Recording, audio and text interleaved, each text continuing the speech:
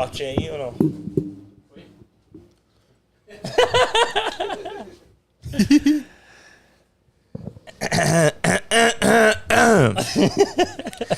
And we are live. I'm Eric. I'm Andre. And I'm Richie. And this is the High End Power Podcast. Welcome to another episode, guys. Yes, episode number 5. Make sure that you take this chance that if you're watching live right now to like, comment, subscribe, hit that notification bell so you always are notified when we're active on YouTube. So follow us on Instagram. You already know what is good. How you guys doing today, huh? I'm feeling good, man. Today's episode, I'm excited, man. We're about to get some real deep into how to be the person you want to be, and what the whole meaning of hustle is, dude. Yeah, bro. I got my workout in before I came here. I hit my steam room. I did my jacuzzi. I am ready. Laser focused, bro. You know what I did today? You remember our guest for our second interview, Morena? Yeah, I did her sesh today. Oh, you did that, mace. Bro? How was it? The best thing ever. I felt so. Was it good. hard? Yo, it was tough because it's one of those things where like it's your whole body's moving. So like I was sweating bullets and like it just felt so good after like the whole workout. And like it's a thing where like your whole body is just like. How you doing, buddy? I know you're coming back from a tough week. From a hell week. You know, 7 straight days of working hard. I got no feedback here, guys. All mine. We back. But guys, no, I got it now. Thank you, guys. Crazy week. Yeah, crazy week. Came in late last podcast, you know. Once again, sorry about that, guys. But at the end of the day, it was a crazy week. Very productive week, though. You know, my like I said last week, my director was on vacation, so I had to pick up his shifts and cover his shifts. It was 8 days straight from 8 to 8 every day. Yeah. And it beat me up mentally. It really took my focus a little bit out of here. And something we actually wanted to mention, too, was we all see that, again, we did drop the ball a little bit in the past couple weeks and posting more and interacting more with you guys. But a big part of that is that we definitely want to let you guys know that we're going to stay on top of that, post more, interact more, and be doing a lot more with you guys. But overall, like, I had a really productive, busy week. It's starting fresh now. I'm on vacation until Monday, so a little mini vacation. Yeah. So I'm still deciding if we're going to go this weekend, go somewhere, have some content going on. Me and Eric are planning a trip maybe. Let's see if it's going to happen. Yeah, let's see. You know, we got some things planned. But the important thing is, you know, self-accountability. Oh, yeah. You know, we noticed that we haven't been working as hard as we should be. 100%. You know what I mean? We haven't been interacting as much because apart from this podcast, you know, we are hard-ass workers. You know, we are, you know, distracted, you know, with our personal job as well. Our daily routine. Yeah. But at the end of the day, you know, we got to stop giving excuses. Yep. You know, this is what we ask for, and this is what we have to go through, you know, to get in a certain level, you know, and that's very important to be self-accountable because a lot of people, you know, they use excuses to not to get shit done. You know, like you definitely have to hold yourself accountable, especially if, you know, instead of like, for example, like blaming other people's for something that you could actually check yourself. Mm-hmm. You know what I mean? Like stop giving excuses and start blaming yourself more. You know what I mean? Like, cut the shit. At the end of the day, bro, like, we didn't have to. We chose to do this. Yes. So since we took the first step to make this happen, we have to do it with perfection. We have to do it with all our effort. We need to make sure that we're staying on top of our game because we took the step to make this happen. So we're not going to do it halfway. We're going to do it with the best effort possible. And as a group, we are here to apologize and to truly tell you guys that we're going to be putting out more content. We're going to be interacting more with you guys and really making a difference out there. Yeah, we're going to come back harder than ever, guys. Make sure you guys are giving us feedback too. So let us know, guys. If we're dropping the ball a little bit, let us know. We don't mind. We need that. You know, and that's another thing, dude. Is just we are getting that feedback because people did tell me like, oh, you know, you guys have been kind of slacking lately, and I was like, you know what, bro? Like, you are right. Thank you for that. Yeah, we have brainstorming sessions every week, like before the episodes, and Eric came in and he was like, yo, guys, listen. And he just laid it out. And what we just told you guys right now is holding ourselves accountable to making sure we make shit happen. Because if we don't make this happen, no one's going to make it happen for us. And what I like the most about us, too, is that we truly lay it out for real. Like, these meetings, like, you guys see us laughing here and doing our thing. Ain't no sugarcoating shit. Bro. These meetings, we get loud, we get heated, like, we go at it. But at the end of the day, we hug each other out. I'm like, bro, we're all doing this, and we're acting like this because we truly care. And the energy's there, the will is there, and nothing's going to stop us. And I love that about the both of you because we're passionate about bro, we're passionate and we almost kill each other while we're talking too, you know. But that's part what makes it work. That's part of the game, dude. You know, honestly. And talking about self accountability, our guest that we're bringing in today, he's you know, he lives by that. He's the epitome. Prime example to everything that we've been speaking. Every podcast episode, the balance, the putting in the effort, putting in the work, not giving up, sacrificing certain things in your life, being around the right people, chasing the dreams and setting a goal and not giving up until you accomplish it. This guy. He actually posted a story, dude, and he always posts stories and like with little quotes and all that stuff, and I'd be like, yo, them shits always hits me, bro. Hits me with a fucking curveball, and I'm like, you know what? Screenshot that shit, keep it in my files, bro. And I was like, and then there's one. I believe he posted this like a couple days ago. I think it was last night, no? I don't know, bro. I think it was like everyone wants to win, but nobody wants accountability. That's the difference between winners and losers. Woo! Boom. Drop crazy, that bomb, bro. Crazy. You know what I mean? And that shows, you know, why he's New England's top seed, so you know, in solar, bro. It shows why he's the highest scorer of all the lettermen. You know what I mean? It shows why he's the, you know, manager, why he's the top dog. You know what I mean? Literally, he sets the bar high, bro, and that literally creates opportunities for other people. Mm-hmm. What I really like about Brenno too, man, it's not just the fact that he's chasing all that, but like you said, he's there to truly reach out. He's there to truly inspire and lead other people into coming into that path. Yeah. And like I said yesterday, people, they're either hopping on his train and going, true, let's go, and I'm on this with you, or you're staying behind because he ain't stopping. He's not stopping, bro. He's not stopping. He's the perfect example of him not letting excuses getting in his way. Facts. You know what I mean? Him and letting all these distractions, you know, doesn't let him not get focused to what's the main goal. Watching his videos yesterday too, of like when he was sending us like the highlights of all his moves, one thing that all of us, like, we looked at each other when we heard it was the whole like tagline with Sunrun is nobody cares, work harder. That shit hit me, bro. I was like, God damn. Yeah. Don't do things because of other people, man. Do things because you want to achieve greatness. Doesn't matter what other people say, as long as you're happy within yourself and you're chasing what you want. That's all that matters. Chase it. He's the definition of my favorite word. He's a savage. He's a straight savage, bro. I think we spoke enough. Yeah, hell yeah. Let's play that clip real quick so they can see a little bit better of what this guy has to show for us. Yes, sir. Play the clip. Play the clip. Bing, bing.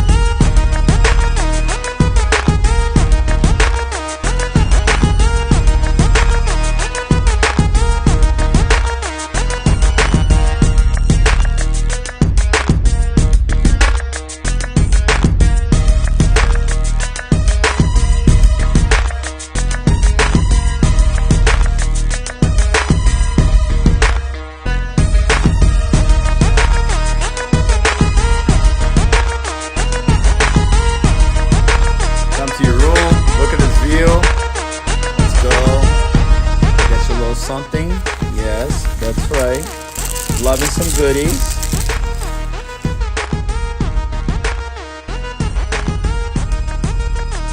New England's top seed, Brenno de Lima from Boston Central, and he was actually the highest scorer of all the lettermen during seeding. Well, that's crazy.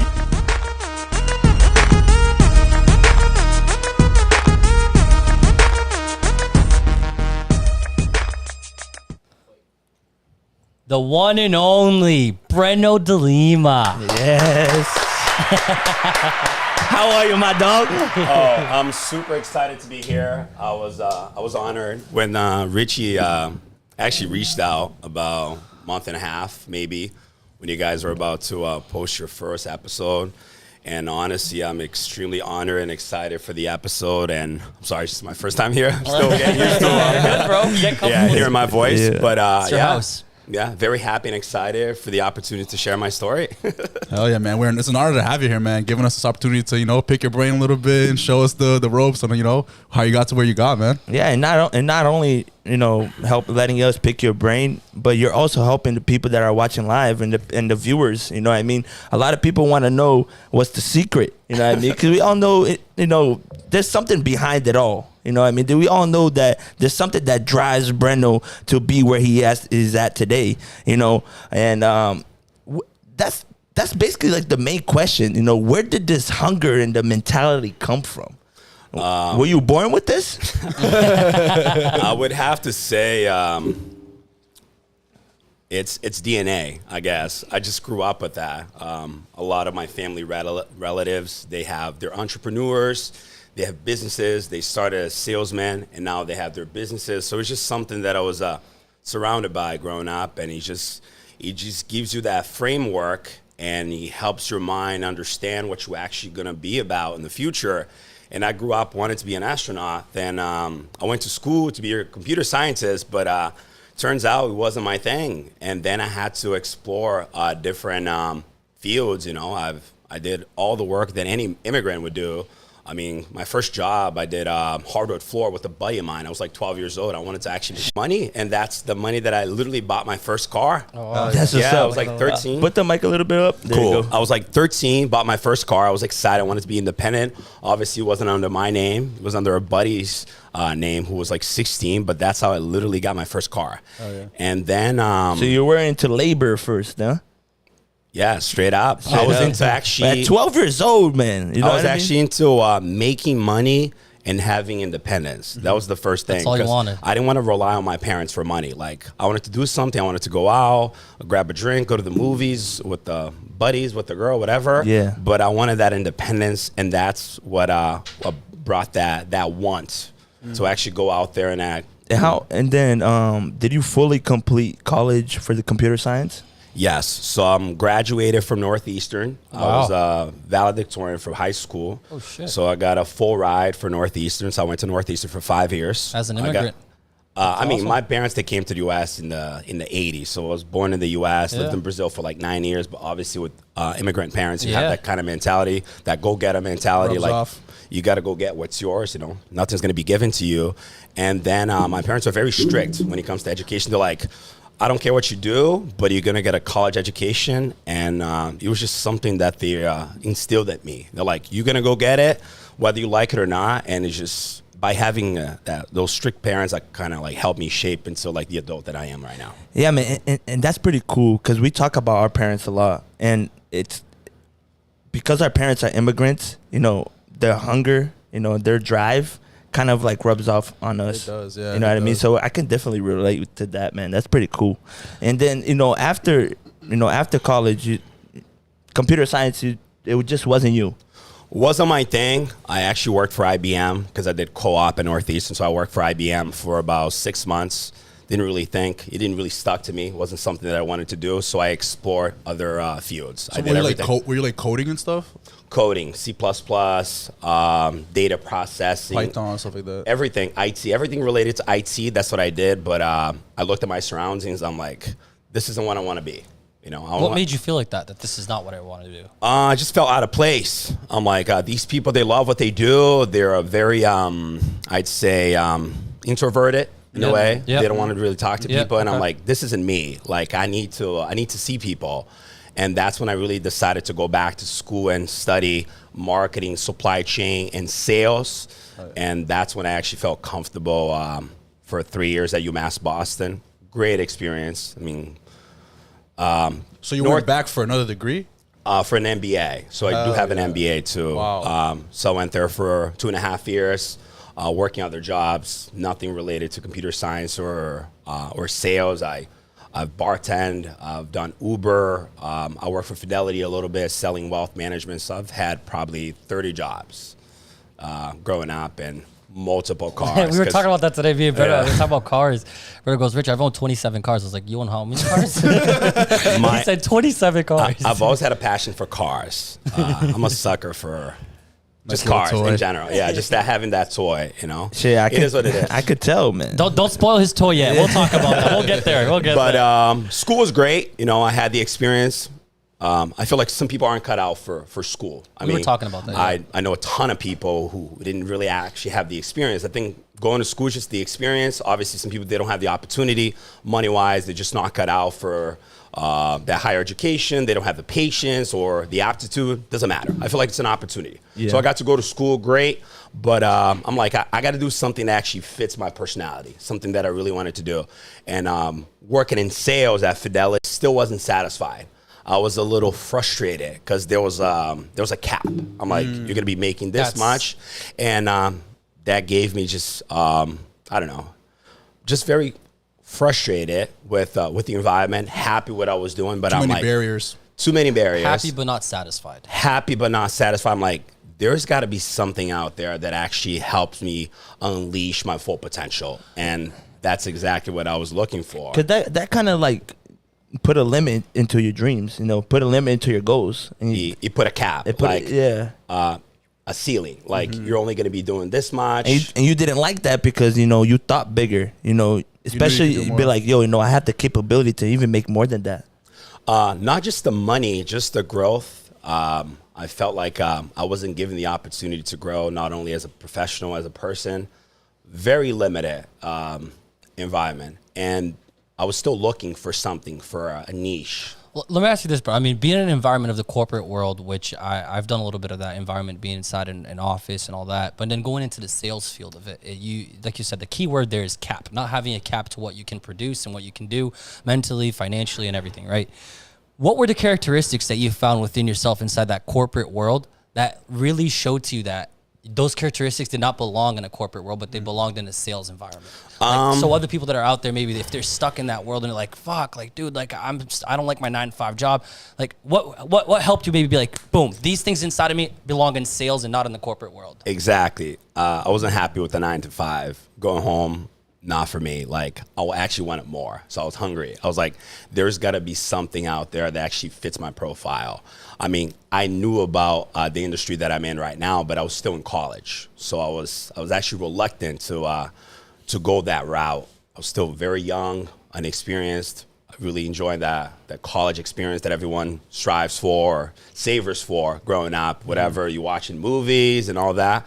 But wasn't happy. That corporate environment was actually limiting my potential, and I wasn't happy. So basically your skills with talking to people that you saw that belonged, that wasn't supposed to be stuck in an office, your skills with adapting to different environments for sure, just like different situations, going to different jobs and just adapting them so quick, I'm pretty sure, because that's in sales, right? You have to be a chameleon. You need to see that person that's in front of you and truly reflect it and be the mirror of who's in front of you, right? Exactly. So it's just, I feel you, man. I see what you mean on that, 100%. And when it comes to sales, there's so many industries that you can be. Medical sales, car sales, there's solar, there's roofing that you talked about, but and I was in wealth management, just annuities, like money, but it wasn't really something that I was happy doing. I was like, all right, there's got to be something out there that actually fits my profile, something that actually make a difference. And I was still striving for that, looking for it, but 4.5 years ago. And especially with wealth management, like you saw, like, dude, I can do that. Like you're probably seeing so many people like with investments making crazy amounts of money. You're like, wait a minute, dude, I can do this. I'm like, there's family money, that people inherit, but there's also money that people actually make. They come from nothing. and they grow and they learn about themselves and they actually stack up. So I'm like, how do I get there? Yeah. And that's when solar came into my life. So when did you say that happened? 4 years ago? 4.5 years ago, a couple of my buddies, Felipe and Tiago. Holla. I'm extremely Shout out to them. Yeah, Awesome guys. Shout out to Felipe and Tiago. I've known these guys since college. I was in college. They saw me chugging a bottle of tequila. I mean, I was 17, young and stupid. That's how I met Tiago. Tiago was doing door-to-door sales, like Comcast Xfinity back then. And Felipe was Felipe was like 13. He's a baby.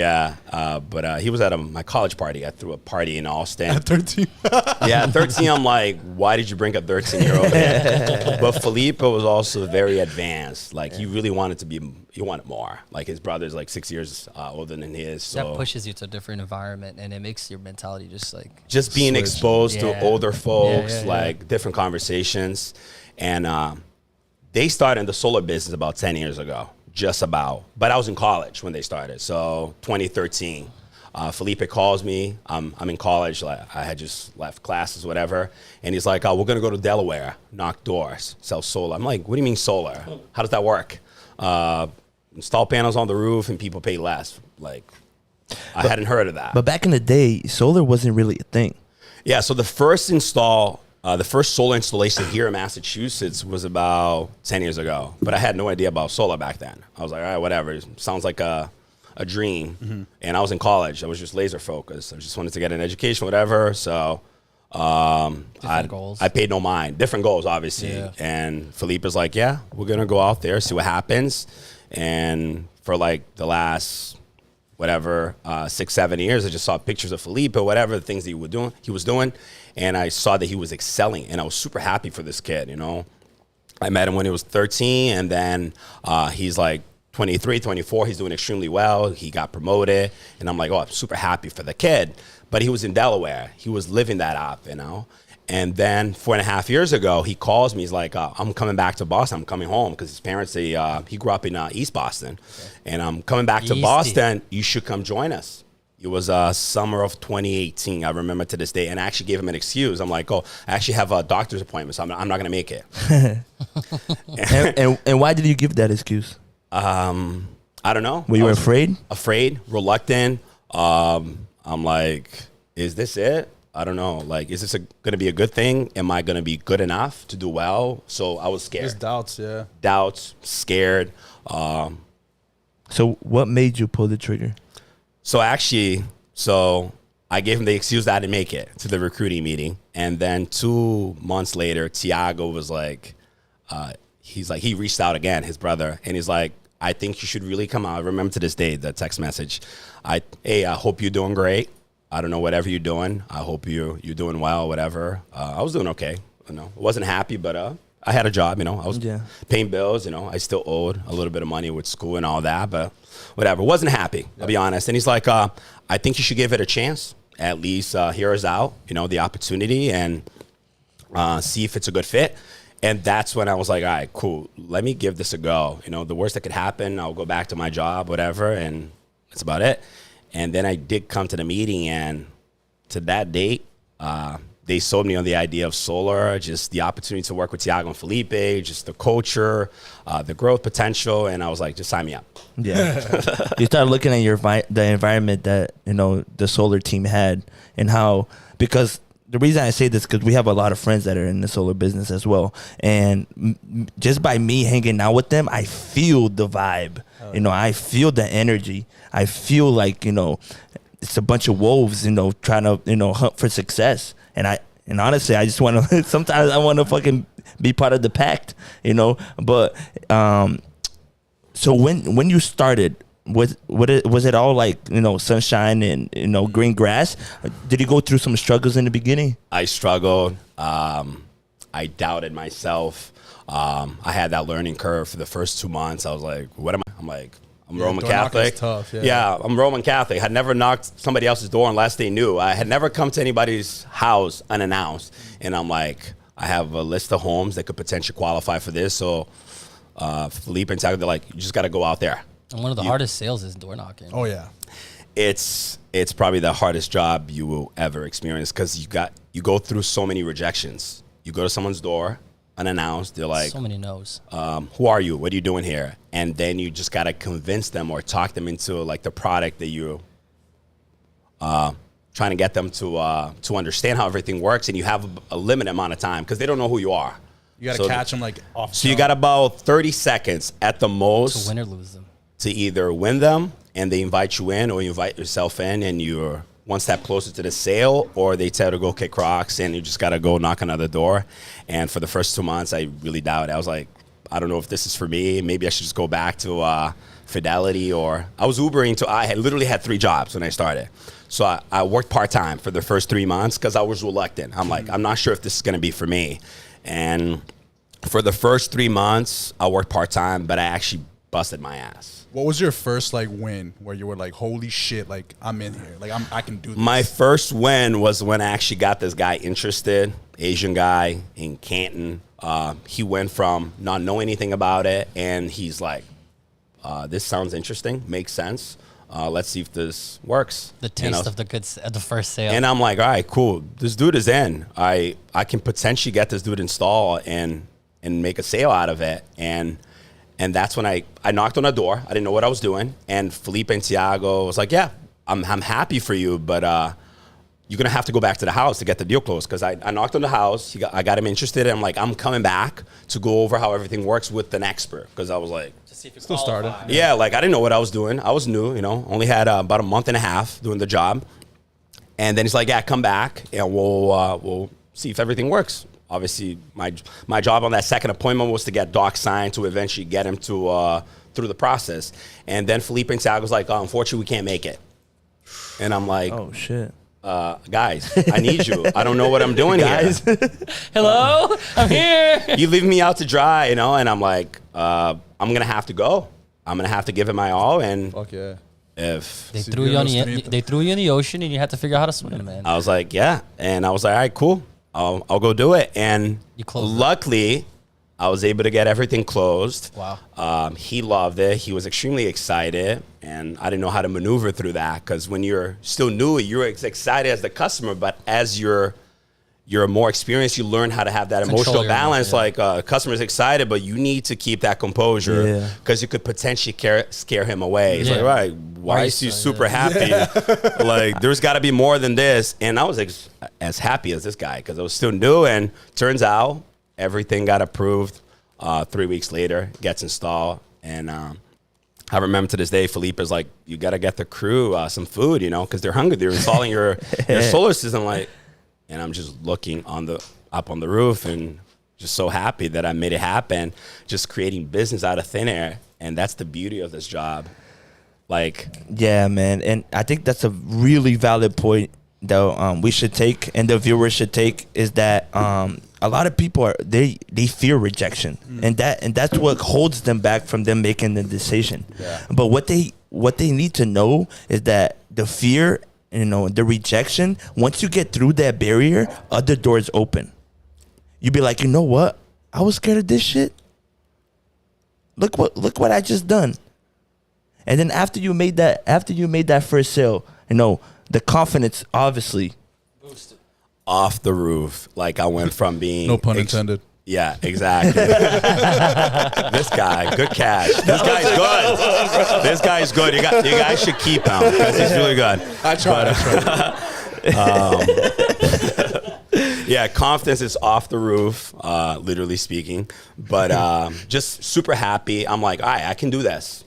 Let me push it to the limit and see what could potentially happen.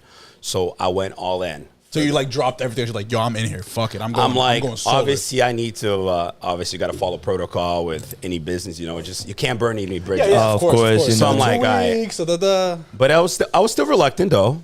But I'll say this. I mean, Brenno, going to that transition where you went from working and then now going into the solar. I mean, for sure you had a little. For a fact, speed bump with your family. Your family just seeing you change your job like that. And like you going from something that they know that is a real job to now something that you clearly didn't even know about. So your family definitely doesn't know about it either. I mean, how do they feel about you just dropping your corporate world to now, agora você é vendedor, agora você vai vender o quê então? Like, because we Brazilians, that's how we are. You know what I mean? I hear you. So great that I was actually going to talk about that. So my mom, she's super excited, extremely supportive. My dad, not so much. My dad is like, what are you doing? Are you crazy? Like, that ain't a real job. That's not a real job. Are you going to be knocking somebody else's door, sell them solar? Like, what is this? So my dad was doubtful. He's like, I don't know if this is going to happen, whatever, but hey, good luck. And my mom, probably my number one fan. That's dope. How did that make you feel?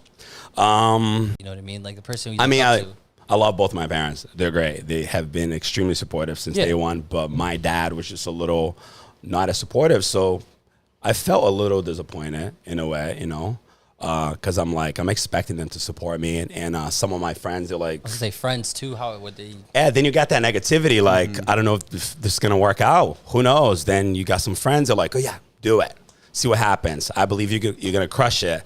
But then you got all this negativity around you, and you actually questioning whether you actually made the right decision, and you get that a lot, and it comes from your close relatives and the close people to you, and it hurts. And I feel like especially with like Latin parents or like, Brazilian parents, until you show them the product or like this, like the final product, they're like, nah, like, I'm sorry, like it's not going to work. And then when you show them like, guys, look at what I'm doing. And they're like, okay. Because if you fail, they're going to be like, I told you so. Yep. But if you do great, they're like, all right, cool. Yeah. then they give you praise. And it's one of those things. But it was extremely difficult at first. Sure. The first 3 months, just the doubts and negativity around you. And you just got to be able to minimize that. Mm-hmm. You got to have that tunnel vision, and you got to know exactly what the priorities are. And it comes with maturity. Believe your gut. So you had to basically like silence all the naysayers, tunnel vision. Silence all the negativity, and be laser focused on basically the vision that you had, because you definitely seen potential in this. I'm like, there's potential. It's not rocket science. I mean, you can be great at it, but it takes time. You got to make the effort first. Then you see the results. Yeah. Especially with solar, because it takes about a month and a half to 2 months for you to get paid. So you got to do the job, you got to work the hours, you got to scavenger, and you have to study the product. You got to study the product. You got to have the product knowledge. Yeah. You got to have the sales skills to actually engage, to get the customer interested. And then eventually with time, you get the volume, and then you see the results, and you actually reap what you sow eventually. But it takes time. And stay current to the current events too, everything that's happening, because that all affects your sales. The more information you give your consumer, the easier, the better it's going to flow, correct? Yeah. And when it comes to sales, you don't want to sound too salesy. Mm-hmm. You don't want to try to sound like you're convincing the customer or something. The more informative you are, like you educate. There you go. That's what he's in the car sales. So your job is to educate customers, and some people are going to do it, some people won't, and you won't be able to sell everyone. And that's the thing that we try to help a lot of our new guys understand is you're going to talk to a lot of people. At the end of the day, a small percentage of those people are going to do it, and most of them won't. So you're going to go through a lot of rejections. And the question is, will you have the mental toughness to go through the rejections and be able to get the job done the next day? I want to stop right here right now with Brenno. Again, put a little pause on getting into solar and seeing exactly what that is for you. But before we continue that story, I want to thank a few people who are logging on here with our chat. Power Fam in the house. Let's go.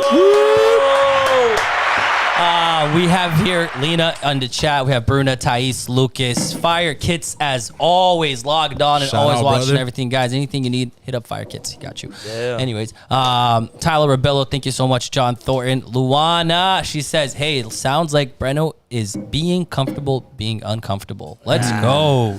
Guys, thank you so much. If you haven't yet, subscribe, share, and like the post. If you guys haven't watched our prior episodes, you have a lot of cool content coming in.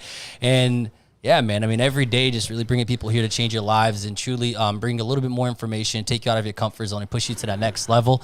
And talking about next level, we have New View, always putting out the best marble granite. Everything you need, anything you need to put marble and granite on, these people got you. Eric, bring it on. Anything you need, anything you want to put stone on, we can do it. It's the kitchens, vanity, fireplaces, shower walls. We do it all.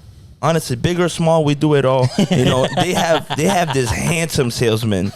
I'm gonna tell you something about this guy. Not only is his customer service top notch, but he would definitely give you the best price and the best quality installation that you will ever see. Awesome. Guys, all the production you see here coming in too, all the video work, all the graphic design, everything's coming from Vision Graphic. Again, Vision, thank you so much for everything you do for us. Shout out JP. Really appreciate it. JP is the man. He is the brains behind everything. Whenever you guys see this video just getting freezes sometimes, he's going crazy back there. He lets us know. He's like, on the dot. Yeah, but again, man, we're very grateful for all the work you put in, JP, and thank you so much. Moses, all the way in Brazil. Moises, Cel Caraman, thank you so much for everything you do. Our sound engineer, Our sound engineer in the house, Ozzy Samois. Hey! Ozzy. And guys, remember that we're doing this shit live. Ain't nobody doing the way that we're doing. And that's why we have the confidence to say in our bio that we are the #1 #1 podcast in Massachusetts. No New doubt. England, baby. New England, baby. Oh shit, New England. I thought shit. You know, and then going back to the conversation, man, did you have to kind of create a routine so that you can start, you know, to get more sales in? Most definitely. So when you start, you have no sales. So you got to create a volume, and in order for you to create the volume, there's got to be a discipline, and there's got to be a schedule, and you got to have a routine set up. You got to wake up at a certain time. You got to have breakfast. You got to be on the field, like the turf, the area that you're working at a certain time. You got to talk to a certain amount of people. So you got to take notes, and you got to understand the mistakes that you're making, how you're able to get better at the craft of either engaging, creating a sense of urgency, finding people home, or taking notes. Let's say the house does have a lot of potential, but they're not home right now, but eventually they're going to come home. So you got to have that ability to come back to the house and the tonality. So yes, you need to have the discipline on the hours and exactly what you got to be doing out there. So if there's no discipline, if there's no routine set up, you're setting yourself to fail. And is there like a certain time of the day that is a good time to go Like door the best knocking? time, yeah. Or I'd say I talk to all my guys when they start. I'd say in order for you to be successful, there's no secret. There's a formula. 2 to 8, Monday through Saturday. 2 to 8. That's 8, it. Monday to Obviously, the 2 Saturday. to 4, you're going to be finding a lot of senior citizens, people working from home. But the prime hours that you're going to be seeing, like a lot of the corporate workers coming home from work, and 90% of your customers, your potential customers, that 5 to 8. And I tell my guys, don't go home at like 7. Actually work the hours. Obviously, in the winter, it gets dark at 4, but it doesn't matter. It's dark, but it's not late. And people are much more willing to speak with you when they get off work, when they're comfortable. And at the end of the day, you just got to make it happen. Hell yeah. Brenno, like, sales at the end of the day is a very tough job. You know, Extremely. and it smacks you around. It beats you up. It beats you mentally. It beats you emotionally and everything like that. How do you separate and how do you do good with just simply, especially in the beginning of learning, training, and doing all that, but not also loosening the grasp to who you are as like your personal side of your life, like you as Brenno with your friends, with your family, with your love, with your girls. With I don't know if you were dating at the time. If you weren't at that time, did you already have a daughter already? No, my daughter's 7 months old now. So Christine, you know the Congratulations, flirting I world. should give you this shirt, man. The flirting world, keeping up with everything outside of just being professional. How did you balance that? So yes, you got a personal life. There's a lot of freedom obviously. in there because solar, you don't have designated hours like you just said. So with this job, there's a lot of freedom, but with a lot of freedom comes a lot of responsibility. So you got to set your schedule. So with sales, you basically eat what you hunt. Whatever. If you make a ton of sales, you're gonna make a ton of money. No one's stopping you, but we're not. We're all adults. So we're not going to micromanage. We don't micromanage a lot of the guys. So you do have a job, and we can tell because we have weekly meetings. Every weekly meeting, we go over numbers, so we know exactly if you actually put in the time. And if you sold, then it's embarrassing when you don't put the hours in. The first thing that I wanted to do when I started is I want to be the top guy every single week. That was my goal. I worked part-time when I started, but I was still the number one guy. Average is not part of your vocabulary. No, I was like, I want to be the number one guy. I want to be up there. I want to hear my name. I want to be recognized. I want to be acknowledged. And that was my need. And I actually put in the time and I made it happen. But when you start, there's a lot of sacrifices. So I missed a lot of parties. Yeah. I missed a lot of barbecues. Especially being young. Yeah, I missed a lot of barbecues for the first for the first 2 years, a lot of churrasquinho. And then they're like, yeah, come out. I'm like, I got a job to do. That's where discipline comes in. And then you got the temptations of like, all right, come on, we're going to have fun and we're going to drink beers, whatever. We're going to jump in the pool. And I'm like, I got a job to do, you know? Especially the biggest party days are weekends and the best sales days are weekends. Exactly. So I always took Sunday off. I mean, the first 3 months I was still working those 3 jobs. So I literally worked Monday through Sunday for the first 3 months. I had no time off.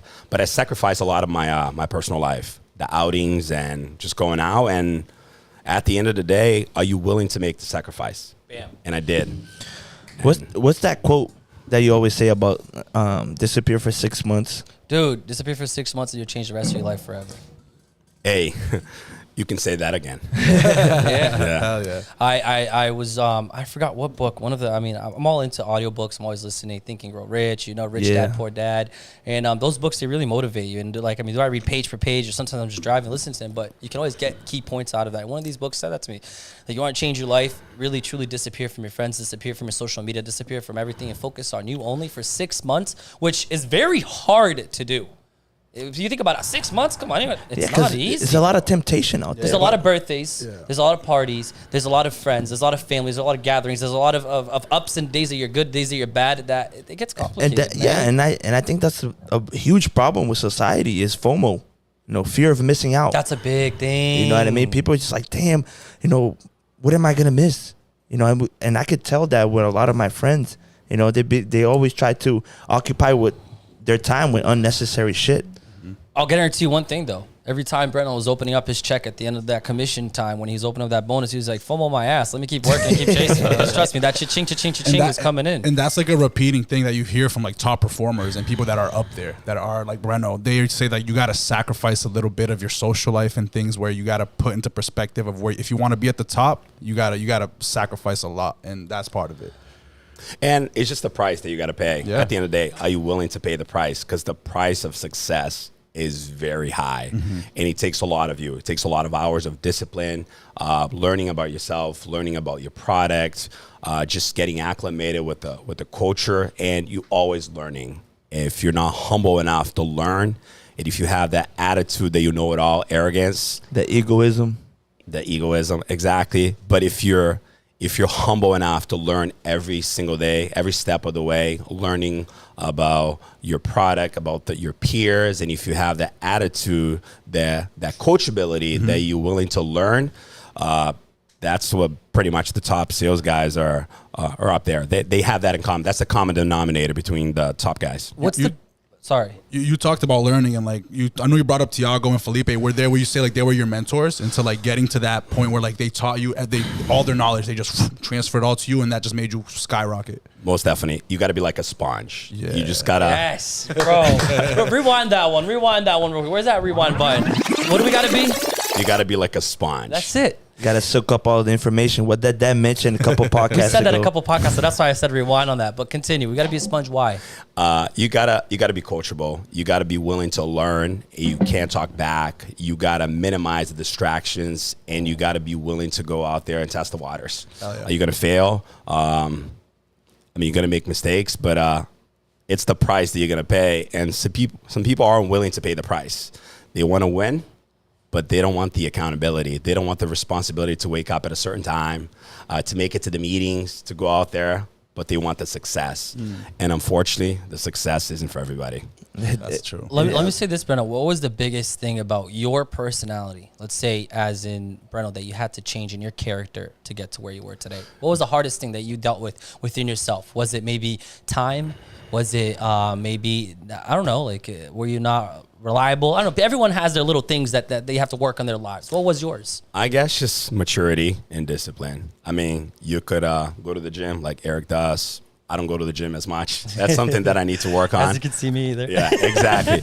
But with everything in life, if you have this discipline, you're going to see the results. So you didn't have the discipline since the beginning. You had to teach yourself that. You got to teach yourself, and you got to like really block all that negativity, because there's going to be so much negativity around you. People are going to tell you, I don't think you're going to be able to do it, or this isn't for you. And you just got to block that out, and you got to set a certain schedule, and you got to actually learn from people that are doing well. Definitely. How important is networking? Oh, networking is the best thing you can do in any business, because you're learning from others in different industries, and the whole point is for you to actually add value to each other's lives. Even if you're not going to be doing business, are you actually learning from that person? And that's what networking is all about. And everywhere I go, I try to network. I try to create a connection. I try to relate to what they're doing, what their plans are. And if you're not willing to learn from whoever you engage on a daily basis, you're actually missing out on a lot of content. What's the most valuable relationship would you say you have now, like regarding to networking? I'd say with real estate agents. people that are doing well, entrepreneurs. A lot of my clients, I try to learn from them, not just like, So being in the room that people that basically kind of think like you and that want to be at that upper echelon. You want to be surrounded people that want the same thing as you, want growth. But if you're going to be around people that just want to party and waste time, I mean, you are who you hang out with. You know, it's important for you to realize that separate who's right for you and who's wrong. If you keep certain people around you with that doesn't give you the information that you need, like I understand, like I knew this guy for so long, but is he really bringing me good things in my life? Is he not? And sometimes it's very hard to divide that. I mean, with every relationship you have, either they're adding something to your life, value, or you're wasting time. Mm-hmm. So you got to be able to separate that. And with the job, he has actually helped me understand, obviously, learning how to actually pick the people that are actually adding value to your life. And it takes time, It takes a lot of maturity, takes a lot of humility, and if you don't have that, he blocks you from eventually growing. For sure. It's dope, man. It's dope because solar brought you different opportunities. Now you're investing in real estate, which is another crazy, industry to get into. That's the common denominator with top guys in the world. It's real estate because he adds equity. He brings value, and the likelihood of you actually losing it's slim compared to other investments like stocks. Yeah. High risk, but you just got to be able to work with the money that you make because a lot of these top guys, they make the money, but they waste it all because they want to live it up. And if you don't have the maturity to actually reinvest back into yourself, coaching from like Tony Robbins, a buddy of mine actually went to a couple Tony Robbins like seminars. Amazing. That guy's crazy. Like what he does to your mind is insane. You got to invest back into yourself, not just like a nice car but like it needs to help you get to the next level. Yeah. Like understanding your motivations, your whys, and where you're going and what the next steps are. Yeah, definitely. And then obviously, sometimes you have to have some fun. You got to have fun. So there's got to be balance. Yeah. So you want to work hard. You want to play hard. Hell yeah. But you got to differentiate. When is the time to grind? Of course. And when is the time to party? And there's got to be a balance. Yeah. Definitely. And solar, because I follow you on Instagram, so I seen you, Sunrun, like, send you guys to some dope places, man. It's a rewarding company, dude. So they take care of the top guys. So we have about 7,000 employees, more or less, in the sales department, and they take about 40. So it's a small percentage. Wow. Not everyone gets to go. Gotta make it. But people, that makes people want to work their ass off to be on that top 40. Yeah, most definitely, because they're going to reward the people that are actually bringing more value to the company. Which makes sense. Because they're paying for everything. So they want you to experience things that most people won't experience, like the average Joes. If you do average work, you're going to have average results. Yeah. But that's smart from the company itself, dude. It's just like you're rewarding people that are making your company grow. And I feel like there's a lot of corporates out there that don't even do that, and that doesn't even motivate their employees to work even harder. And that's the thing that we focus on from the beginning is culture. We see you as a family member, but you got to do your part. And by doing your part is you got to do your job. We don't need to micromanage anybody. Yeah. I take care of my guys like adults, and I'm going to treat you like an adult. But it's a sales job, so you got to sell. Of course. If you do your job, you're going to be rewarded. And the company does a really good job with competitions to get you to the next level, the swags, the trips, the stocks. So there's so many perks, but they want you to actually perform. You get what you give, yeah. A big thing about in sales is just it's milestones, right? You have to have those milestones that keep pushing you and keep pushing to the next level, the little rewards and things like that. And Sunrun does a great job at that because at the end of the day, for you to feel like you're growing, you have to have things that are also pushing you as accomplishments. The little sweets. Yes. The little perks. Yes. And they give you that. That's an extra push. Yep. And I've learned that from a lot of the top guys in the company is even if they have like a backpack, a hat, go win that because it's free. Are you going to pay for it? No.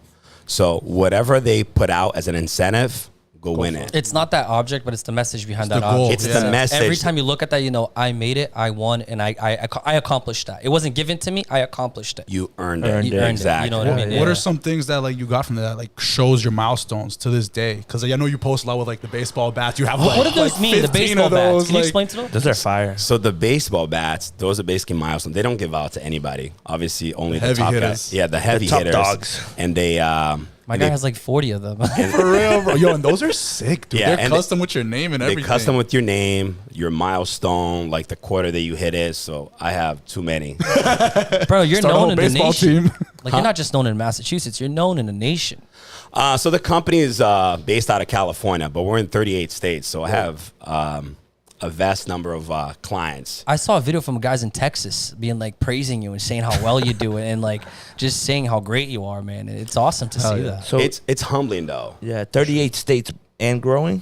Growing, and the company like the goal is to recruit more, to grow more, and sky's the limit with the industry. They want to become the largest energy supplier in the United States right now. 'cause they're Isn't Sunrun run by a woman as well? Like the owner, the CEO? So the person that founded Sunrun was Lynn Zurich. Let's go, our woman. Yeah, she was actually doing her MBA at Stanford, and she flew to Shanghai, China, and she saw what was actually happening with the environment, pollution, whatnot, and she came up with a business model that was actually replicated by Tesla and all the Solar other City and all these solar guys. small dealers, smaller companies. Yeah.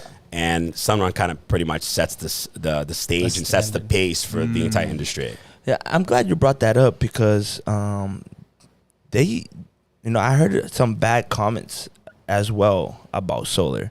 They're saying that solar is good for environment, but now we're having a shortage of electricity and all that stuff. So how does that make sense? Yeah, so the whole point of solar is just kind of alleviate a lot of the demand with the grid. Because here in Massachusetts, for example, we're not able to generate most of electricity. So the reason that the utility rates are high is because it's outsourced or it's generated at a power plant in either Canada or New York. Yep. And it's basically the same concept as a takeout. Like when you order some food takeout, there's going to be a cost to get the item, the food delivered. And you're going to pay for the item, and there's also a delivery fee. Same thing with electricity. There's got to be a cost for the power to be generated, transformed, then delivered to your house. And the cost is it's high because he has to travel a certain distance. And the concept of solar is very simple. We install a solar power plant on the roof, and you pay less for the electricity because you gain independence. You're storing your own energy. Exactly. You're generating your power on... You're going from a consumer to a producer. Exactly. And that's the concept where we're trying to actually educate homeowners. Because at the end of the day, I don't try to convince anybody. Either you're going to understand the concept of you generating your power and paying less for it, think of the future long-term, clean energy, or you're going to be paying a high cost of the dirty energy that you're consuming every single day. And the big thing about it too, Brenno, is that it's going to get to a point where they can't even add any more solars because the streets, the generator is not going to be able to support that energy anymore, right? Something like that. I've heard about that. I can tell that you're educated on it. So you got those transformers, those big canisters on top of the pole. Yep. They have a certain capacity. So there's going to get to a point then, if you wait a long time, you're going to miss out because the transformers are going to be overloaded. All of your neighbors have solar, and you missed out, and you can't have solar. And That's it. You And didn't that's hop it. on the train. Because you're not just saving money, but you can also receive money from because the energy, the abundance of energy you're storing, you give back to the energy companies to spread out for the one of the people that Exactly. haven't gotten solar yet. especially in the summer, your production is a lot higher than your consumption. So that difference, you get a credit for it, and you use it in the winter. Wow. And that's the concept that we try to help people understand. That's Let's talk about the bad side of it too, because again, of course, there's a lot of people that have that mentality that solar is bad, negative. but not because of the solar that's today, Brenno. And I know you know this too because you've been in solar for such a long time. You have people that have been in it for a long time. Solar back in the days used to put a lien on your house, and panels used to own the panels and all that. And a lot of times that ruined the reputation to solar today. It hurts the industry. Yeah, it 'cause, hurts. there's a lot of players. Yeah. So I actually posted something online the other day. I saw that. 2/3 out of all these small dealer companies, they file bankruptcy because there isn't enough capital. They install 1 or 2 solar systems, and they're not able to maintain it. So solar isn't like buying a refrigerator that you go back to the store, whatever, you get it replaced. It has to be done with the right company. So do your research, know exactly who you're working with, because the representative kind of sets the stage in terms of the experience. Because there's so many people that you can work with, especially with a company like Sunrun, that if you know exactly who you're working with, if you get referrals, like references from this particular person, they'll get you to the finish line. But yes, a lot of the small players back in the days, they did hurt the industry.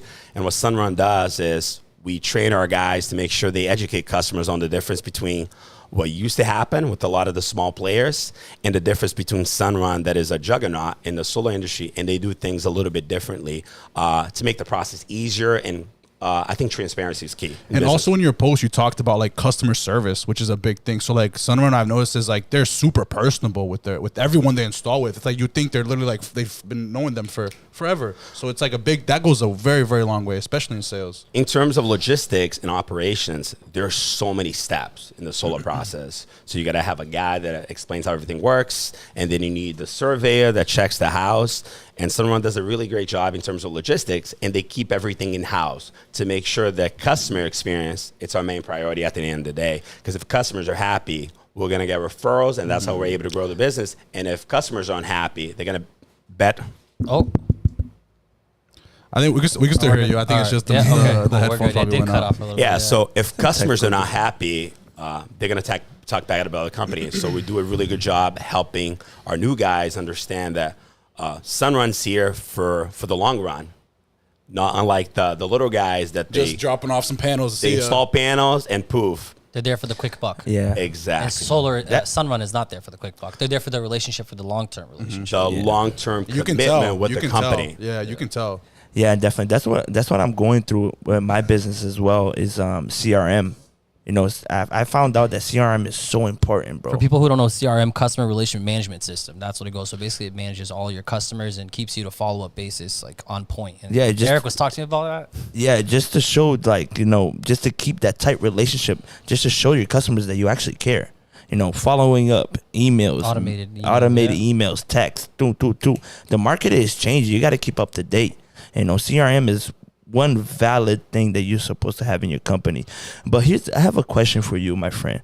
So the homeowners technically don't own the solar panels? I mean, they could, but 90% of our business model is we treat solar as a service. Okay. So the company makes the investment on the property, and the customer is able to get cheap electricity at no upfront cost. It's an investment. Yeah. I mean, they could if they want to buy the panels and potentially own it, but 90% of our business model is to treat solar as a service, provide clean energy so the customer doesn't have to make a single investment, and they're actually saving money on something they got to pay anyway. That's dope too, because you're kind of taking, like, they don't have to put in so much like effort into sort of maintenance and stuff. They can just reach back to you guys and make sure all that stuff works Exactly. correctly. We try to make it as simple as possible. Easy transition. You're already paying an electric bill. You will never be able to pay that off. And we're able to transition you to a clean energy source at a cheaper. How can you say no to that? It's like, it's crazy. I mean, it's a no-brainer, but obviously you go through a ton of objections, like aesthetics. And if the house qualifies or not. Exactly. It has to make sense for all the parties involved. If the customer isn't saving money, it doesn't make sense for someone to have the panels installed. And what I think is cool too, that in some circumstances is that, for example, a house doesn't qualify because their roof is too old. You know, they could basically upgrade your roof and put your new solar panels on. Sometimes all included. Sometimes, you know, it all depends on how everything works. So what are other, you know, aspects of like a house not to qualify? So I'd say a lot of the homes that we've been seeing lately is structural issues. So let's say a home is very old and the structural under the roof. Which Massachusetts, that's a big thing. Right? Exactly. A lot of the homes in Massachusetts are over 150 years old. So if the structure is questionable, it's not structurally sound, we cannot install it because it could potentially collapse. Yeah. So what we do is we look at that data that is collected at the survey, and we send everything to a structural engineer. And the structural engineer kind of makes the decision whether we're able to move forward or we disqualify the house. Wow. That's what's up. Hey, let's take not just about Sunrun, you know, life experience, sales, you know, salesman advice, you know, questions. Any questions you have for Brenno, guys, shoot it out here right now so we can have that be passed forward to him. I have Bruno here asking, I'm curious, is there any negative side to installing solar nowadays? There's still a lot of misconceptions with solar. That's what we need to maneuver through. because solar's still new. You know, the first solar system here in Massachusetts was installed 13 years ago. So a lot of the things the small players did in the past kind of still haunts the industry. Is it true that not only 93% of Mass still does not have solar? Yeah, so the market's 93%? yeah, so the market's still growing. It's so little. It's insane. So the potential is limitless. So we still got a lot of work to do. That's why we're recruiting aggressively. And our job out there is just to educate homeowners. At the end of the day, a lot of the homes won't even be able to qualify, but the homes that do, our jobs to help them understand the benefits of it and long-term commitment to service that home. Not gonna lie, that's something that like that I didn't even know that 93%. Yeah. That was not gonna lie, that's one thing that like when I think about being like, oh, what if I get into solar and because I see your team, bro, cranking out sales, bro. And I'm like, is there enough for everyone? I'm actually gonna get to that because I had a lot of negativity when I started this job, and what I heard from, I don't think you're gonna make it, and who's laughing now? I'm not embarrassed to even say this. I'll say this today. So I talked to Guy today, and I talked to Joe today about solar and everything, right? And Guy kind of like gave me a slap today to like reality, because he was like, man, Rich, man, you have sales in you, dude. You gotta join our team. Come in, man. Like, I've been telling you this for a year now. Come on. And I've been always like hesitant because I've been comfortable where I am, and it's bad. I shouldn't be comfortable. I should always trying to push myself to the next level. But I was like, dude, but don't you think it's a saturated market? Like, there's so many people doing it already, Guy. He's like, Rich, let me ask you something. That's like my main thing. And I was like, what? He's like, listen, how many houses have roofs? And I was like, every house. How many houses have AC? I was like, every house. He's like, how many houses have electrical panels? I was like, every house. He's like, aren't there so many electrical companies opening up every day and people still selling the job?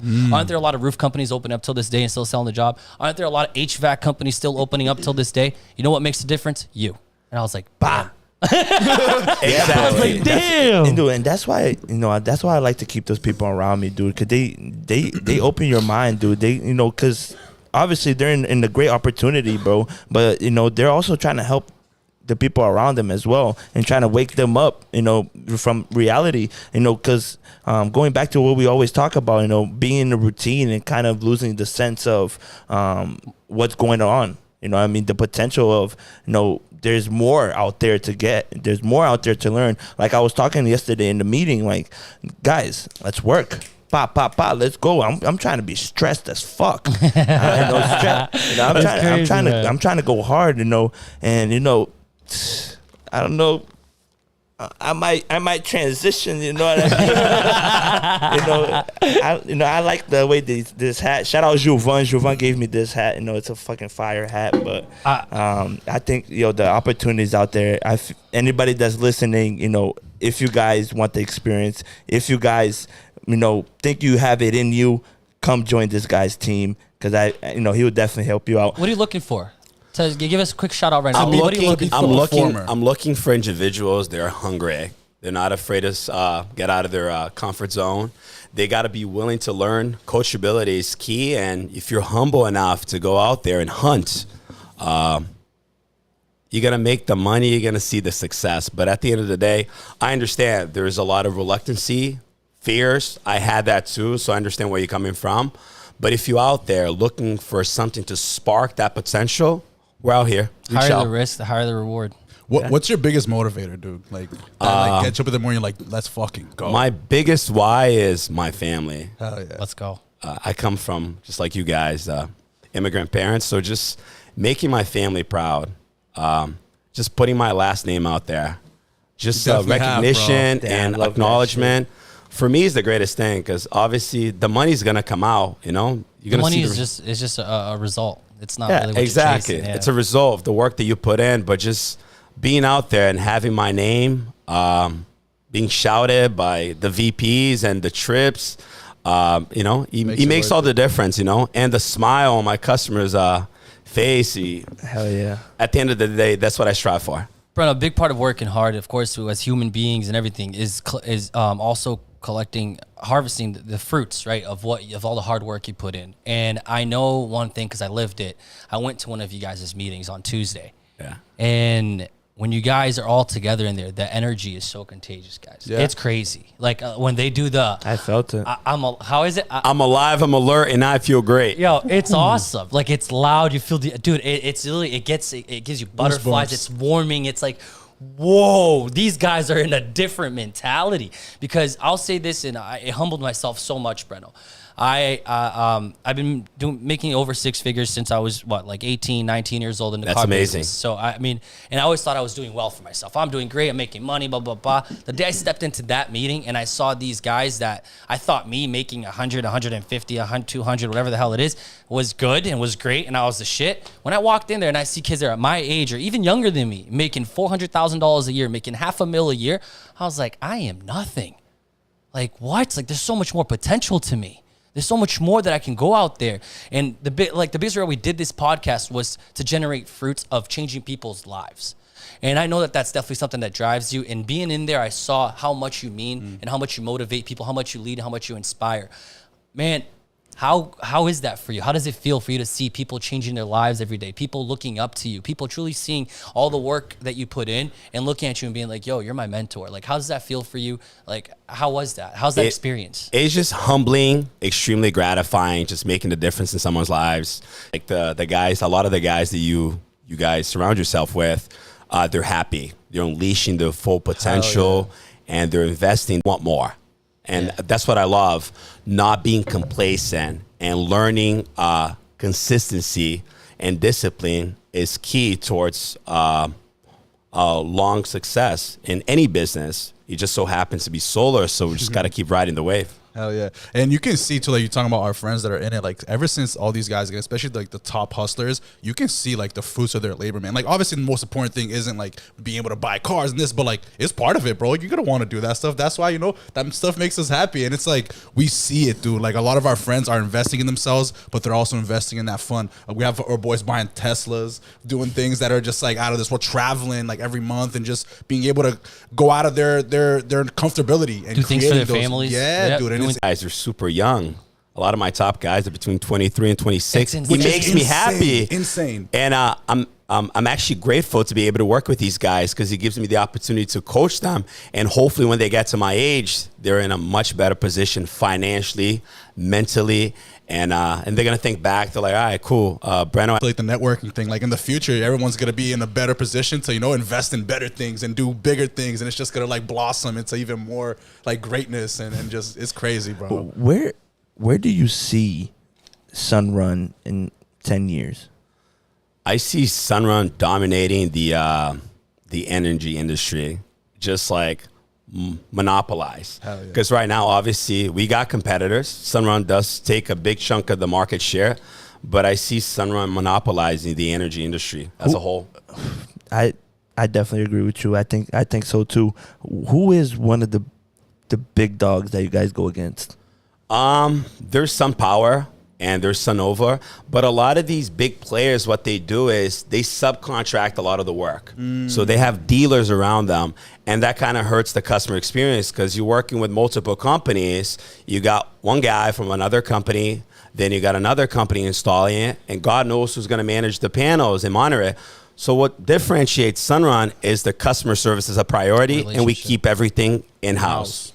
Hell yeah. That makes we don't have any third-party contractors doing our jobs. We keep everything in-house. That's how we're able to maintain established customer experience. Hell yeah. That goes a big way because like you're saying, staying in house, like let's say you're the salesman for a house and then like they call a customer service rep. It's like, oh, you guys are working with Brenno. Yeah, I love Brenno. So it's like they're directly connected to you. And it's like, oh yeah, he's actually right here. Let me chat with him real quick and I'll give you a call back. And the person's like, oh, cool. Like they all know each other. It's a thing about trust too, which goes a very, very long way. And again, I want to be something very clear. Guys, this isn't just for guys. Brenno actually has a girl in his team. I heard her story from other people who actually work with me in the Herb Chambers company, and it was the first time I was actually hearing about Alicia. Oh, Alicia. Man, tell her story a little bit, like real quick. Just since day one, I saw Alicia. She was just very shy at first. She was in a relationship. Let's not get personal about it. But Alicia has been our top female, top, like, doesn't matter if she's a female or not, but she has been the top salesperson in our company for the last 3 years. And it's just extremely gratifying to see her growth. She came from what, waitressing? She came from waitressing. She actually used to be a car salesperson for Mercedes for a little bit. Look at that. But she went from not making any money, from being broke, to establishing a successful career in the solar industry. She's known throughout the entire country as just a top salesperson. She's been really consistent. And it's nice. And there's also my sister the other day that I actually posted something with my sister. She's got 3 kids. She's a real estate agent, and she's a top sales Look at that. consultant. That's Whoa. dope. And she's got a husband. It's in the blood. It's in the blood, man. It's in the blood. Yeah, it's one of those things that I try to help my guys understand, because we do have a lot of the guys, and they don't have any kids. They don't have a wife. No and excuses. I'm telling them, Just them. go out there. Now is the time. Now's the time while you're young, because this opportunity isn't going to last forever. Who knows? Yeah, And exactly. That's how I can say it's genuine what you guys do, because you guys don't just try to reach out to other people. But an example, you brought your sister. Matt Gava brought his sister. The wealth. I mean, the pot of gold is out there, but you just got to go get it. And a lot of these people, they're complacent, and it's painful to watch. Yeah. Definitely. And, another note to take, everyone that's watching is that the right time to take the opportunity for that new job is yesterday, is now. Stop procrastinating, just jump on it. And, going back to a couple episodes ago, women can do it too. You know what I mean? Like, women have the same opportunity as men, just like all these girls are hitting all these numbers. And, Sunrun, it was founded by a woman. You know what else was founded by a woman? Let's talk about it. VELO vodka. I'm actually gonna do a quick little shot right now. Eric, we're gonna take a little shot. Let's kill this bottle. You're going to Bro, you down for a shot? No, I think I'm good. You guys take the shot. I'm good too. I got to be up tomorrow. Yeah, me too. bright and early. Is there water in there? Yeah. Let's 1 minute shot. Let's go. All right. Guys, VELO vodka has electrolytes in the vodka. So again, not only that, you're drinking and having a great time. You want to make some cocktails and also have some electrolytes in there for you. VELO vodka all the way. Yeah, I was just looking at their story the other day, dude, and like their advertisement is so fire, bro. Dude. You got the nice looking woman shaking the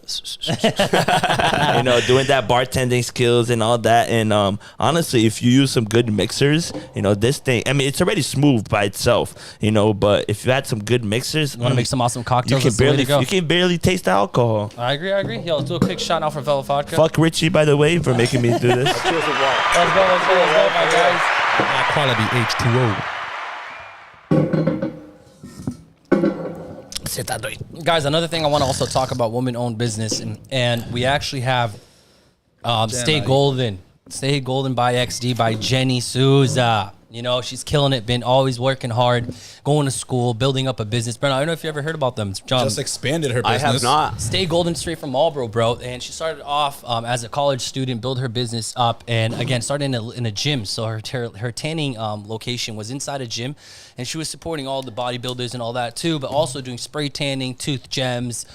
She also takes care of like the Brazilian tape bikinis that the ladies do with a little cavaquinha brasileira. She does all that. But not only that, bro, this girl started everything on her own while going to school and working a second job. And now on April, let me get her flyer here so I can say this right, because I think it's April 10th, no, or something. No, it's next weekend. Not this weekend, but the next. Yep. So grand opening for Stay Golden by XD on 221 Boston Post Road, Suite 460. She's inviting friends, family, small businesses. Come around, bring your business cards, share your business. She's here to support everybody, and she wants everybody to be there to support her as well. Network.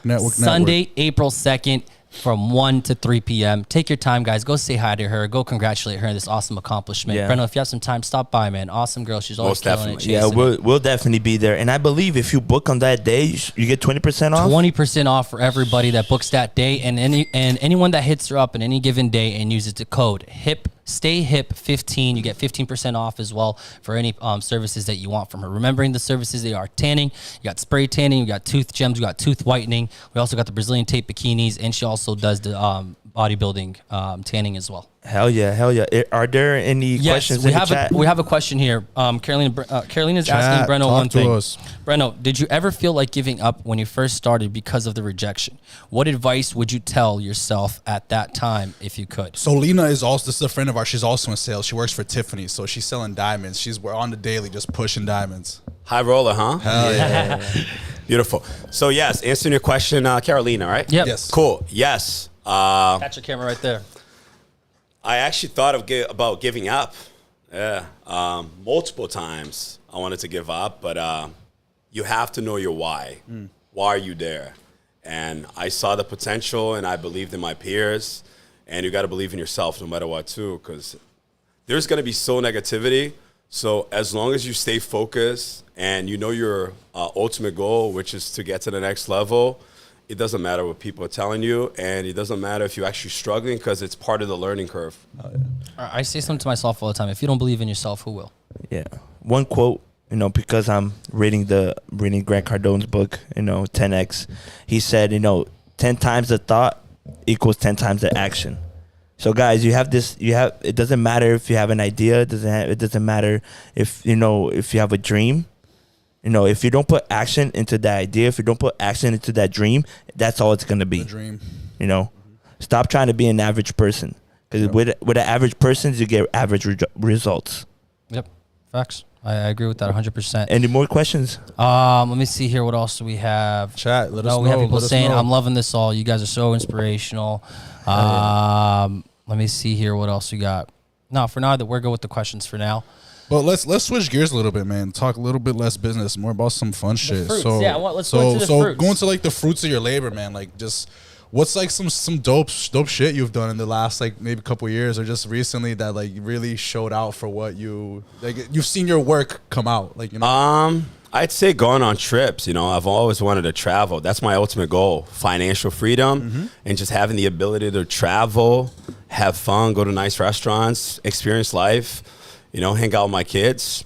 Yeah, where was that last one you went? I get the hotel room was like, It's called bungalow. that was sick. And everything's paid for. Sunrise. Everything is paid for. The food, the experience, the trips, the excursions, everything is paid for. Wow. Like I said, there's only a select group of guys that actually get to go, girls and guys. So don't forget, you gotta work your ass off. Unforgettable trips, and that's what makes the life even better, sweeter. Especially with those fruits. I mean, Instagram, everything nowadays puts this picture out there of just the highlights, right? Yeah. Just the good stuff, just the traveling, the cars, the clubbing, the meetings with everyone hyped up and great, blah, blah. But like, it's not just about that, man. You have to work very hard to get to where you are. Your team has to work very hard to do all that they're doing. And it's very important for us to put that out there. This life that you guys are all seeing on Instagram, that's fake. Trust me, it's not just about that. It's about working hard. If you want to live what you see on Instagram, you got to work hard for it. You got to chase. You got to suffer a lot. You got to be alone a lot. You got to struggle a lot, and it takes that. And what you see on social media is the results, but you don't see the struggle. You don't see the emotional breakdown throughout the day. You actually learning the process every single day, day in and day out. They're not going to show you that. Yeah. They're going to show you the results of their labor. But at the end of the day, you got to question yourself, do you have what it takes to get to the next level? Hell yeah. And some people actually want the success, but they don't want the accountability. What's dope, seeing all you talking about that, like the thing behind it is a lot of the guys in your team, like I see Lineker, Dan, like they're always posting their installs. And then like you said, you guys just went on a trip, and those were guys that were like part of that trip because they're doing installs after installs after installs. So the install is the ultimate goal, but you don't see them knocking doors. You don't see them getting rejected. Exactly. You don't see them going home without getting a sale. You don't see that. But they have to go through that so they can show you that installation. It's not easy. You think it's like, okay, cool, this customer wants to do it, but there's so many objections that you have to go through to get that customer to the installation. Yeah. But obviously, you don't want to hear that. You don't want to hear the amount of work that you got to put in. You want to see the money. You want to see the success. And at the end of the day, it doesn't work like that. You got to pay the high price. And there's a reason why only 1% of the world is making over 6 figures, man. There's a reason for that. It's only 1% because it's the non-average people who are chasing. Because people want to be comfortable. They want the 9 to 5. They want to sit at home on their ass taking that. They don't want to work on the weekends. Yeah. They just want to have that set schedule. Yep. They want to go home and watch TV. That's what most people want to do. The average Joes. Damn it, this fucking podcast making me want to go work right now. Talking about fruits and all that. One thing that I I love is cars. I live cars. I breathe cars. I've had a few fun cars. But man, your latest accomplishment. Wow. Round of applause for that one. We started talking about it in the beginning, but we cut it off because we didn't want to mention. Tell everybody the car you just bought for yourself, and how did you make that happen? What made you take that step, and what's truly behind you owning that car? Yeah. So I've always loved cars, you know. I already told you guys. I mean, I could tell, what, 27? 23 cars. 23. And I name all my cars a name. I give all my cars a name. Hell yeah. So this particular one is Antonella. I wonder why. Italiana. Is she Italian? I like that. So yes, it's an Italian car. So it's probably my dream car, most of ours dream cars. Oh, yes, yes. Growing up. Yes. And yes, I don't fit a regular one of those, a Lamborghini. So I got a Lamborghini SUV. Dude, yes. Brenno got the Lamborghini SUV Urus, guys. If you guys haven't checked it out, pull it after the My favorite color, podcast. too. Go black with the red guts, and you got the. It's actually black. matte black. Yeah, matte Yeah. black, and then you got red guts too, right? Like, And red interior. yeah, dude. Woo!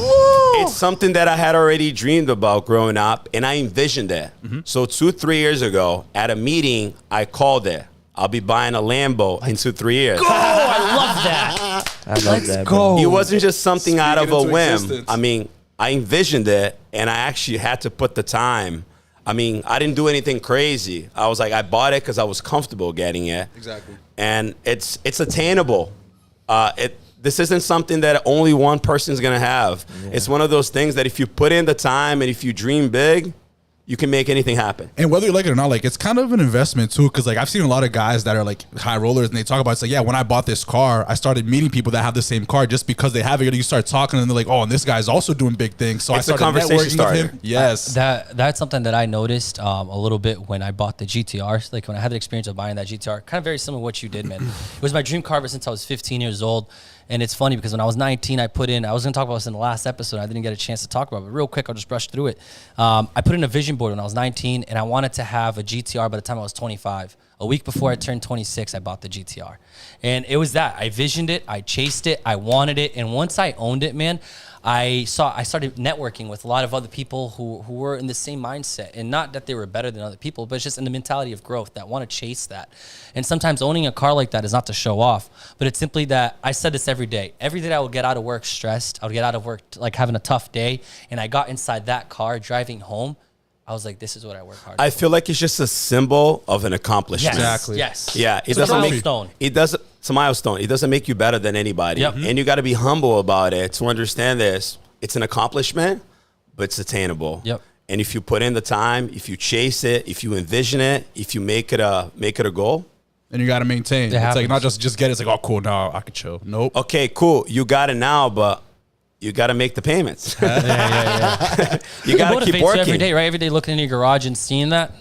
I mean, how does it feel when you turn that engine Sometimes on? I get like emotional. surreal? Yeah, it's surreal. Okay, I don't It's doubt one it, of those man. things. I've cried, man. I cried like a little baby inside the GTR. When I had moments, I would just be in the steering wheel. I would just start like bawling, be like, "Wow, I did this." Yeah, bro. And it's one of those things. I've always liked cars. Yeah. So the Lambo was that particular car that I've always dreamt about. Seeing people drive, and I'm like, am I ever going to get it? And I envisioned it, and I made it happen. So what's like, not just for like cars, I think, but what's your next like thing in your head that you're like, this is what I'm gonna get next, or this is what I'm gonna hit? Like, what's your next like? If you feel comfortable, Yeah. I mean, I love cars. Do you have another toy that you're looking at already? You're thinking about, yeah. I don't know. I usually keep cars for 2-3 years, then I'll get something else. Get ready. But who knows? I mean, there's Ferraris, there's Bugattis. Do you want to own a Ferrari? Hell yeah. Probably. Bro, I yeah. love McLarens. No, McLarens of are course, my bro. thing. McLarens. Yeah. I probably can't fit a McLaren though. I'm 6'3". Oh, yeah, I was gonna say you're tall as fuck. I probably Yeah. can't fit in that shit. So, But you'll be good. yo, Brenno, honestly, this whole podcast was fucking amazing, truly inspiring, dude. And honestly, just by your whole story, like, it shows your hunger, it shows your motivation, it shows your determination, it shows your discipline, dude. And even though you're here now, you know what I mean? You're up here, but just by knowing everything from you, that's still not stopping you to get even bigger, right? So, do you see yourself even higher than you are right now? No complacency. That's what I tell my guys. You just gotta stay disciplined. I haven't accomplished anything. Yeah. You just got to keep staying hungry. You got to stay humble. You got to help other people. You can't just focus on what you've accomplished. And if you don't have that ability to inspire, to lead people on a consistent basis, you're not growing. And I mean, what are you actually working for? You know, at the end, what's the legacy that you're leaving out? Because when you die, what are people going to remember you for? Bah. That's deep. That's true. There you go, Because man. when you die, you don't take the money with you. You don't take the cars with you. It's a legacy. I say that all the time. Big thing. It's like whenever you look at a tree, a beautiful tree, those branches, they're not curling in. Whenever a tree looks beautiful, the branches are reaching out. Exactly. And that's what you got to be. You have to be a tree in this world where you're reaching out and your branches are reaching out and your fruits are reaching out. You know what I mean? Because at the end of the day, Brenno, I know you inspire and you change the lives of multiple people, including myself, 100%. Man. Before I even met you personally and went to that meeting and all, I already watched you and watched your stuff. And not just you, man, your team, Felipe, the whole crew, man. I mean, these guys are hustlers and they're definitely people that a lot of people out there will be following starting today through your pages and through everything you do. And I want to say one thing to you, man, is that what you're doing is beautiful, changing all these people's lives, changing my friends' lives, and really helping them reach success, not just financially, because money is not everything. It's a big part of it. It's a tool. It helps you accomplish a lot. Exactly. But at the end of the day, man, me just seeing these people happy within themselves, making them better people, and making them happy to show that it's not just a 9 to 5. It's not that they're not just. I'll use an example here. Davi, man. Davi came from the corporate world, union job, man. Reckless, crazy guy, loves to party and all that.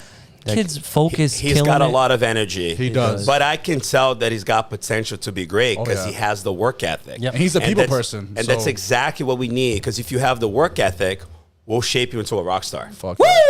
Yeah, I know. You know, it's funny because I was telling the other day, you know, he was posting like motorcycles and girls with titties out and all that stuff. Yeah, bro, and, now, that's his thing. And now his story is all about motivation. And I'm like, which dude, is dope, bro. it's just, I love to see it, bro. It goes to show you like the mentality switch of like going back to like who you keep around you, bro. Like he saw that vision once he joined you guys, and it's like, holy shit, bro, this is what I need to be doing. And I've only known him for 2 months, and I've noticed how much he has matured. Yeah, This kid is laser focused. He wants to win. Every time I talk to him, he's like, I want to be just like you. I want to grow.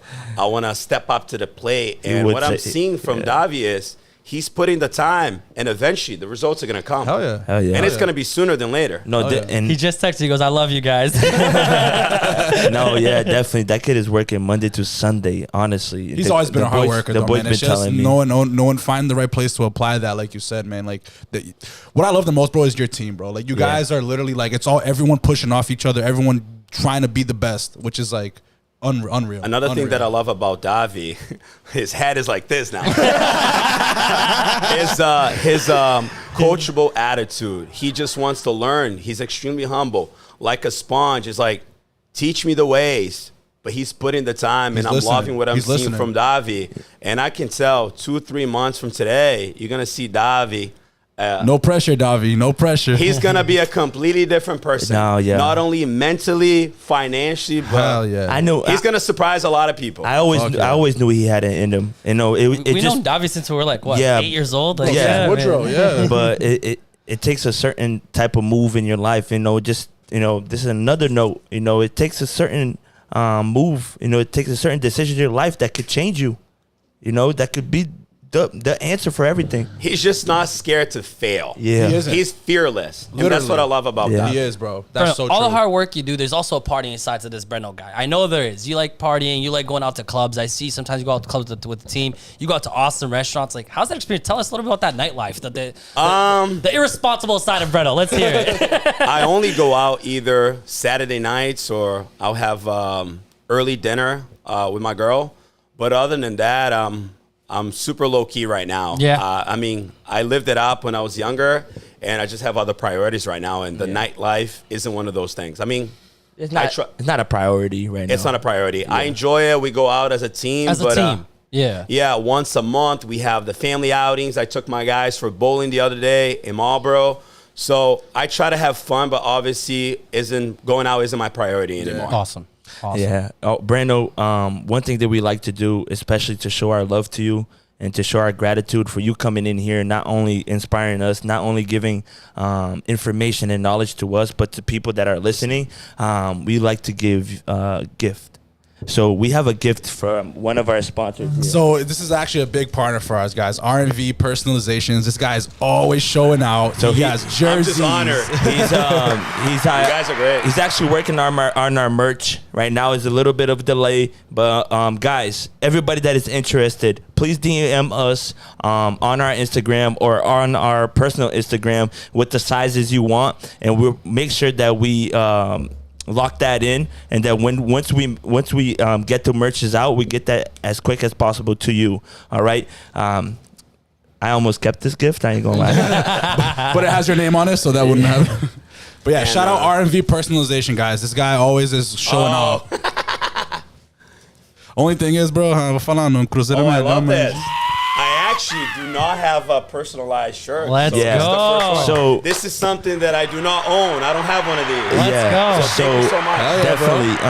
I didn't put a number on that because I don't know what number you wanted to put. It's all good. I don't need a number. No, but he said that come by, which is he's right next to love us. this. Right next door. He's right next door. Come by and he can put any number you want on that. And yeah, bro. Yo, and if you're looking to get more jerseys too, bro, this R&V Personalization, guys, they have every jersey you can think of. They do custom like things for work or whatever. If you want your guys like a custom sunrun thing that you want to print like names on the back and stuff, like he does it all. Signs, magnets for your properties and everything. So give him a look on Instagram, guys. And this is the best gift I could have asked for. For those who don't know, I'm a big soccer fan. My guy here already knows. Of course. But I would have to say that I'm extremely honored. I love seeing you guys. Young, talented, hungry individuals, and I just want you guys to blow up. Sky's the limit for all three of you. It's an honor to have you here, bro. I actually have another surprise for Brenno too. I didn't communicate this with you guys either. But Brenno, I messaged a few of your team players, and they have a message for you. A few of them, they sent in a little video for me to kind of play it out so you could see what you mean to them and everything you've done for them. And I want to put that clip. Before I do want to talk about one more sponsor that I want to talk about, which again, Ivan's Collision Center, the inconvenience that everyone deals with, but this guy makes your inconvenient convenient, and your inconvenience convenient. And this is Ivan's Collision Center. He's giving 25% off for every student who hits him up. If you need help with any assistance, aftermarket installs, if you want to get your car fully detailed, if you crashed your car and you have an issue with the insurance, they deal with everything. They go from the moment that you crash that car all the way to getting your bumper finalized and everything fixed, everything painted and done. He's there to help you out with everything like that, okay? But let's put a pause real quick. How can we turn that screen around so he can see it? Como é que faz para virar para ele poder ver? Just get the phone. Just get the phone. It's easier. Just grab the phone, so we don't have to turn the screen. All right. I'm gonna put it here. Peraí. Já jogou já? Não, só não joga Daniel que eu quero despedir da galera. It's a testimonial, guys. This isn't just people talking to talk. These are guys in Brenno's team, man, that have made a difference. That he's made a difference in their lives and shown them a whole new way of living, guys. So this goes just be inspired by this, guys, and just know that you can do whatever you put your mind to. No, tá aqui, achei. Before, don't play it. Yeah, I have it. Before you guys play it, guys, thank you so much, everyone that joined our live here today. Brenno, do you have a last message you want to send out to everybody out there? I would have to say, if there's anybody interested in getting into the solar industry, DM me. We're recruiting right now aggressively. We got about 2 or 3 more spots for the next 3 months. We're looking for hungry individuals willing to learn and to grow. And hey, at the end of the day, out of those 2-3 spots, you might not only have one now because you got Eric and me here, like thinking about it. Andre got some things going on, but we'll get him along too.